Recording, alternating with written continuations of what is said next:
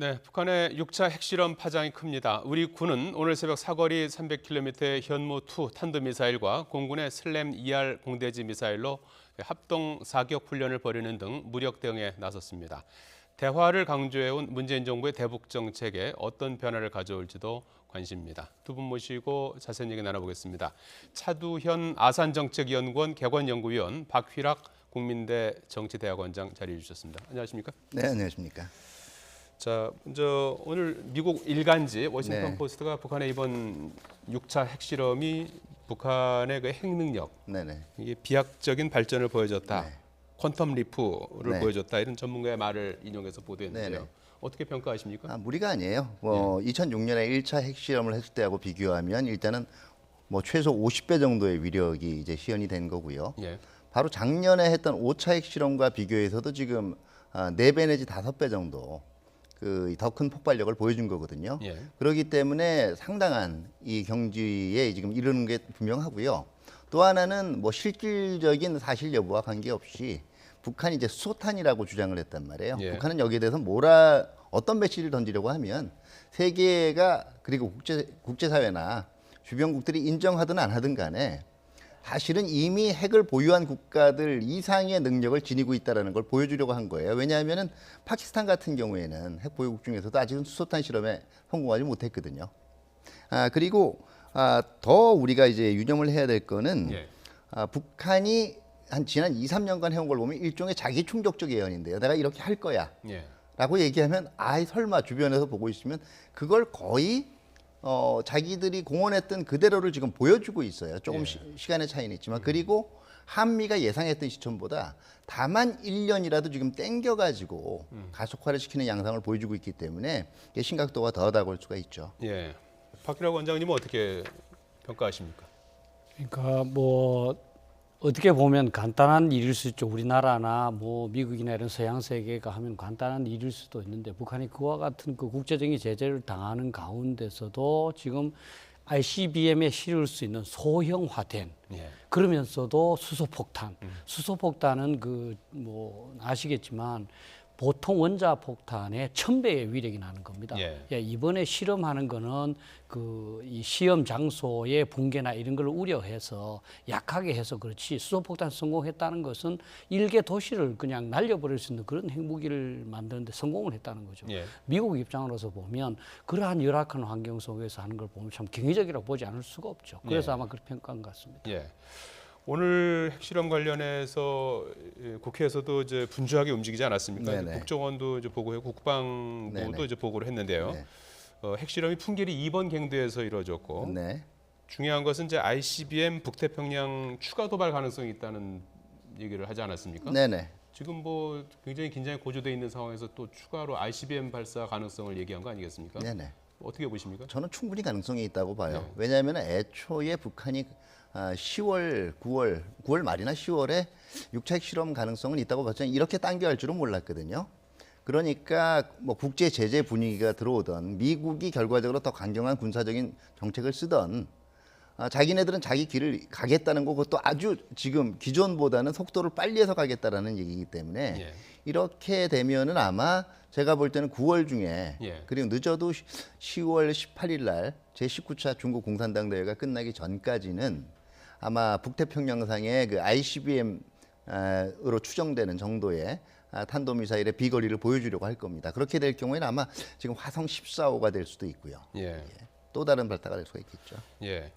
제가 좀 추가를 하겠습니다. 저는 조금 우려하는 게 지금 이제 미사일은 이제 김정은이가 계속 태평양 속으로 쏘겠다 그랬으니까 ICBM 완성한데 그건 당연히 있는 거고요. 그러면 지금 정부에서 발표하는 게 가급적이면 핵폭발 위력도 사실 미국은 이제 120kT이라 된다고 그랬는데 50 내 60kT로 얘기하고 지금 수소폭탄을 완성했느냐 하지 않았느냐 굉장히 중요한 겁니다. 이거는 왜냐하면 미국은 그냥 보통 핵무기는 예를 들어서 자기가 요격 수단이 있지만 그거 실패한다 하더라도 도시의 일부분만 피해받고 말지만 수소폭탄 일개 도시가 이제 증발할 수도 있는 그런 상황이거든요. 근데 지금 수소폭탄이 개발됐으면 진짜 한미 동맹이 진짜 와해될 수도 있는 그런 심각한 그 심각한 상황을 좀 더 그 상황에 집중을 해서 분석을 했으면 좋겠다.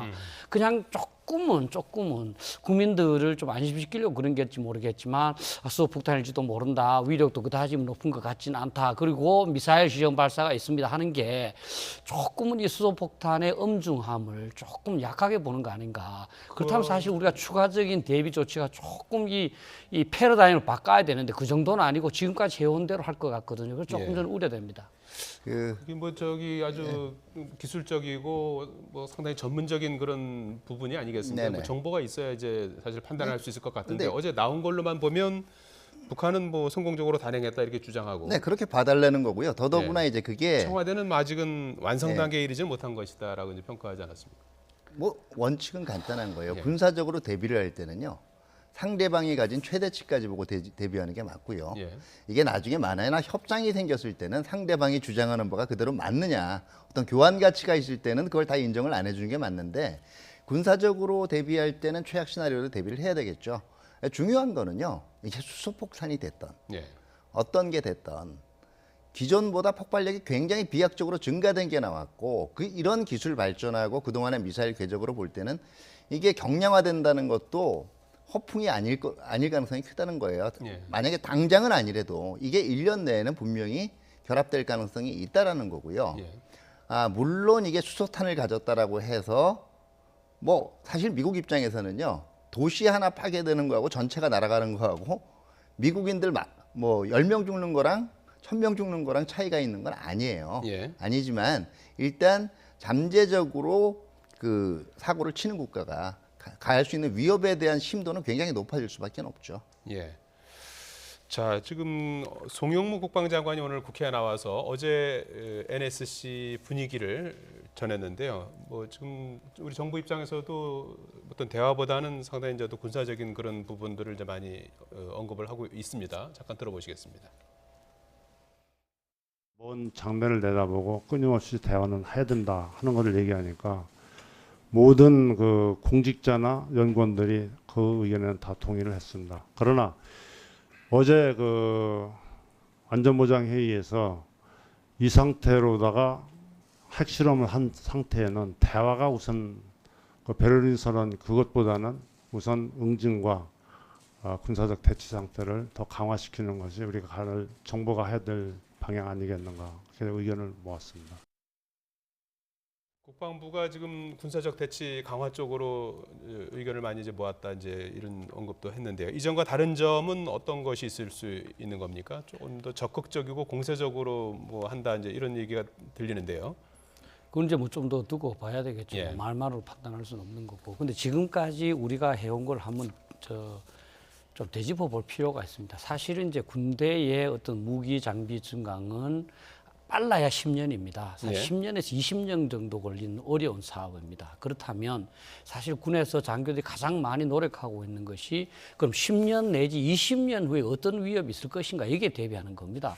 그럼 북한이 핵을 개발했다. 그러면 사실은 우리는 벌써 이전에 이것이 ICBM에 탑재하려고 그럴 것이고 결국 수소폭탄까지 갈 것이다. 이렇게 예상해서 좀 더 긴박하게 이제 대비를 했었어야 했습니다. 그런데 그것이 이전 정부들에서 많이 미흡하다 보니까 지금 그 위협이 현실화된 상태에서 굉장히 우리가 대응하는 수단에 이제 어려움을 이제 느끼고 있는 겁니다. 그런데 어쨌든 간에 늦을 때가 제일 빠르다는 그런 말이 있지 않습니까? 그래서 이제는 진짜로 체계적으로 해야 된다. 한두 가지 뭐 증강이 아니라 체계적으로 보면 뭐 북한 핵 대응에는 억제를 해야 되고요, 그죠? 얘들 공격하면 강력한 그 응징 보복을 하겠다. 그 힘을 가져야 되고, 그 다음에 이제 필요할 때는 선제 타격도 할 수 있어야 되고, 그럼 그런 힘도 가져야 되고, 그 다음에 북한이 핵 미사일 쐈을 때 그걸 공중에서 요격할 수 있는 탄도미사일 방어 능력을 가져야 됩니다. 이것도 강력하게 가져야 됩니다. 또 나아가서 우리 군인들이 핵 상황에서도 전투를 할 수 있고 우리 국민들이 핵 폭발이 일어나더라도 생존할 수 있는 그런 대비 조치도 갖춰야 됩니다.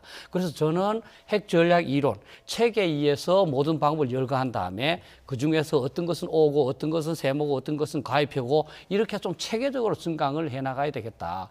당장 뭐 1년, 2년이 아니라 뭐 그거 10년이 걸린다면 10년도 잡고라도 체계적으로 해야지 엄벙덤벙 하면은 결국은 계속적으로 수단 부족 또는 그 방법의 이 미흡함에 좀 그 한계를 느끼게 된다 이렇게 생각하고 싶습니다.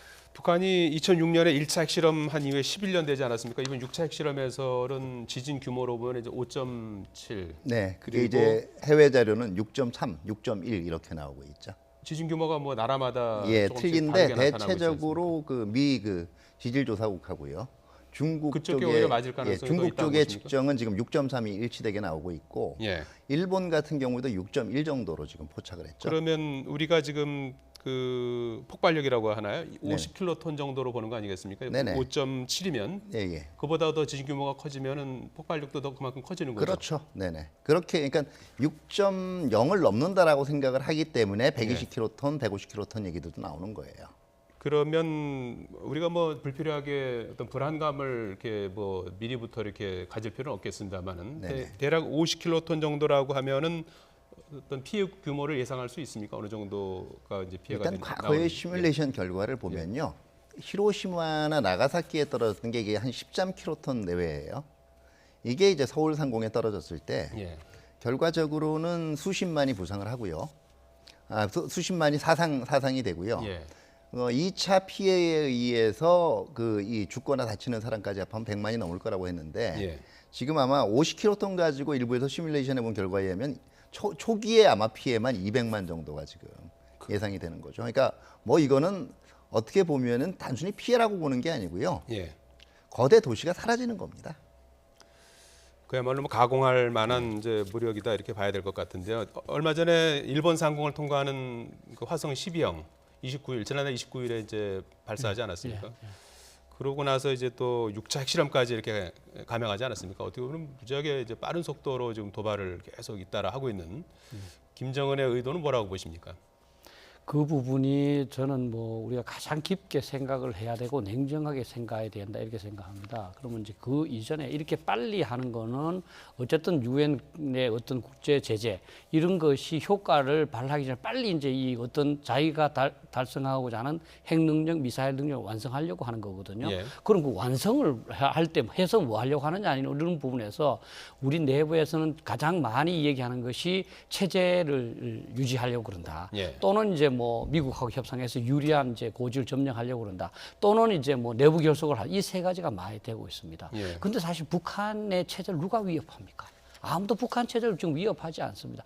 그 북한 체제는 공고합니다. 그리고 내부 결속이 뭐가 필요합니까? 김정은만큼 강력한 지도자가 없습니다. 글쎄요, 자, 미국하고 협상해서 유리한 그 위치를 점하겠다는데 그건 맞는데 그 대부분이 그러면 경제적인 지원을 요구한다는 겁니다. 그래서 뭐 이제 우리가 돈을 줘야 되는 그런 얘기도 하는데 사실 북한이 미국한테 경제적 지원을 요구한 적이 없습니다. 북한은 결국은 뭐냐면 우리가 보고 싶지 않지만 봐야 될 그거는 뭐냐면 1950년도에 시작을 해서 완성하지 못한 한반도의 공산화를 이룩하기 위해서 핵무기를 개발했다는 겁니다. 그게 6.25 전쟁 끝나고 나서 과학자들을 보냈고 60년대 소련으로부터 실험용 원자로도 받고 80년대에 그 원자로를 이제 만들어서 했거든요. 그래서 우리는 이 북한이 이것이 우리하고 무관한 것이 아니라 우리의 생사를 좌우하는 것이다. 수소폭탄과 ICBM을 개발하는 아까 말씀했지만 한미 동맹을 차단하기 위한 거 미국이 만약 지원하면 미국의 도시를 공격을 하겠다. 따라서 우리는 지금 자칫 잘못하면 비핵 상태에서 핵 무기를 가진 북한에 단독으로 대응해야 될 수 있는 그런 그 심각한 상황이라는 차원에서 우리 국민도 상황을 인식하고 정부도 참 그 대폭적인 그런 그 집중과 노력을 통해서 대비 태세를 갖춰야 된다고 봅니다. 지금 뭐 주변국들의 움직임이 상당히 이제 발빠르게 그렇죠. 이루어지고 있는 상황 아니겠습니까? 문재인 대통령도 오전에 일본 아베 총리하고 전화 통화 했습니다. 최대의 압박을 이제 유지해야 된다는 지금까지와 차원이 공감을 다른 했죠. 북한이 절감할 수 있는 그렇죠. 그 대응 조치가 필요하다 이런 이제 의견을 모았는데 어떤 조치들이 필요하다고 보십니까? 뭐 이제부터 제일 첫 번째 조치는요. 우리가 지금 한번 되돌아봐야 되는 게 매번 북한이 이런 핵실험이나 미사일 발사를 하면은요. 기존 제재가 제대로 작동하고 있나는 안 돌아보고요. 더 센 제재만을 찾아 나서요. 그러다 보니까 중국하고 러시아의 협조를 구해야 되니까 더 입장이 약해지는 거예요. 거기만 목매게 되거든요. 사실은요. 지금 한 달이 되지만 8월 5일 날 유엔 안보리를 통과한 유엔 안보리 결의 2371호에 대해서 중국과 러시아가 제대로 그 의무만 수행을 해도 북한이 굉장히 기존과는 달리 곤란해질 수밖에 없어요. 그렇기 때문에 지금은 오히려 이 외교적으로는 이건 굉장히 좋은 기회라는 거죠. 자, 북한이 이제 6자 핵실험까지 한 마당이니까 이번에 2371호는 좀 제대로 시행을 하라. 그리고 우리가 지켜보고 있겠다. 혹시 우회하는 게 있는지. 이걸 베이스로 해서 그 다음에 추가적으로 더 큰 요구를 할 생각을 해야죠. 처음부터 이거 제대로 안 되나 보다. 지금 나머지 남아 있는 건 이런 거거든요. 그 중국의 그 이 대북 그 원유 공급 중단이에요. 또 하나가 해외에 그 이 노동자들 송출하는 거 완전히 전면 금지시키는 건데요. 이거는 자, 원유는 중국이 들어줘야 되고요. 그다음에 노동자는 러시아가 들어줘야 돼요. 그러면 둘한테 또 매달려야 되는데 그동안 쭉 외교 성과를 보면 마지못해 할 만큼만 지금까지 신용만 냈단 말이에요. 그렇기 때문에 새로운 결의를 도출하기가 이건 그만큼 힘들 수밖에 없거든요. 이 세컨더리 보이콧을 좀 지렛대 삼아서 중국을 움직이는 데는 한계가 있다고 보십니까? 트럼프 대통령이 트위터를 통해서 북한과 거래하는 기업에 대해서는 모든 무역 거래를 중단하는 방안도 중국을 염두에 둔 거죠? 하겠다는 결국 중국을 염두에 둔 건데요. 이거는 실질적으로 세컨더리 보이콧 들어가겠다는 것보다는 중국한테 그 2371호 플러스 알파로 니들이 지금 유류 공급 같은 거 중단을 고려해봐라. 아니면 사실 세컨더리 보이콧 한다는 얘기는요. 이제 미중 무역 전쟁으로 들어간다는 얘기거든요.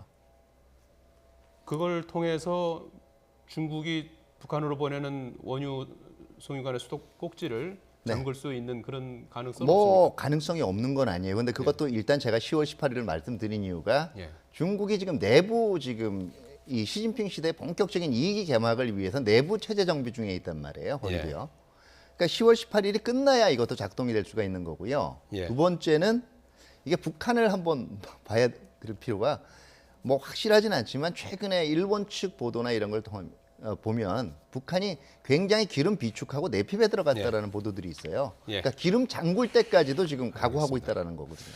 자, 오늘 문재인 대통령 수석보좌관 회의에서 국내 시장 안정 등에 대한 어떤 북한 핵실험에 대한 대응과 관련한 언급이 있었는데요. 잠깐 들어보시겠습니다. 북한의 미사일 도발과 6차 핵실험에 대해서 안보 차원의 대응 방안은 국가안전보장회의에서 논의를 했습니다. 우리 정책실에서는 경제에 미칠 영향에 대해서 기재부와 함께 점검하고 또 시장이 안심할 수 있도록 대책을 마련해 주시기 바랍니다. 필요하다면 대통령 주재 경제대책회의를 여는 것도 검토할 수 있다고 생각합니다. 엄중한 안보 상황에 대한 초당적 대처 그리고 또 생산적인 정기국회를 위한 여야정 간의 소통과 협치를 위해서 여야정 국정상설협의체 구성이 시급하다고 생각합니다. 어제 북한의 핵실험 직후에 NSC 전체회에서는 어처구니 없다, 분노 이런 말까지 써가면서 이제 강경한 언급을 이제 했었고요. 오늘은 이제 수석보좌관 회의에서 관련 언급을 계속 이어갔는데 어떻습니까? 북한의 핵실험 전후에서 문재인 정부의 대북 정책이 좀 달라질 것 같습니까? 어떻게 보십니까? 사실은 뭐 저는 많이 달라져야 된다고 생각을 하는데 현재까지의 그런 그 상황 인식이나 발언으로 보면 그다지 달라지겠느냐 하는 차원에서 사실 좀 우려하고 있습니다. 왜냐하면 북한의 행동에 영향을 주기 위해서는 북한으로 하여금 뭔가 우리의 행동이 자기들한테 해를 끼칠 수 있다는 것을 알려야 됩니다. 그 제26대의 그 미국의 대통령 티오도르 루즈벨트라는 사람이 한 유명한 그 외교 정책 방향이 Speak softly, carry a big stick. 그러니까 말은 조용히 하되 커다란 몽둥이를 갖고 다녀야 된다. 그러니까 말은 조용하게, 조치는 단호하게. 이제는 아무리 국회에서 성명을 내고 대통령께서 붕괴를 하고 해도 소용이 없습니다. 우리는 대비 조치를 강구하고 북한이 진짜 어떤 행동을 했을 때 단호하게 대응하고 다음 만약에 이제 도발한다면 응징하겠다. 그럼 응징해야 되고 응징할 준비를 갖춰야 됩니다. 한 말씀만 드릴게요. 보통 우리가 이 인간관계도 비슷합니다. 장기적으로는 누구하고든 사이좋게 지내는 게 나아요. 그리고 남북한 관계도 궁극적으로 지향해야 될 바는 그겁니다. 근데 그러기 위해서는요. 화낼 때 제대로 내는 게 중요해요. 알겠습니다. 예, 차두현 아산정책연구원 개관연구위원, 박규락 국민대 정치대학원장이었습니다. 두 분 고맙습니다. 네, 감사합니다.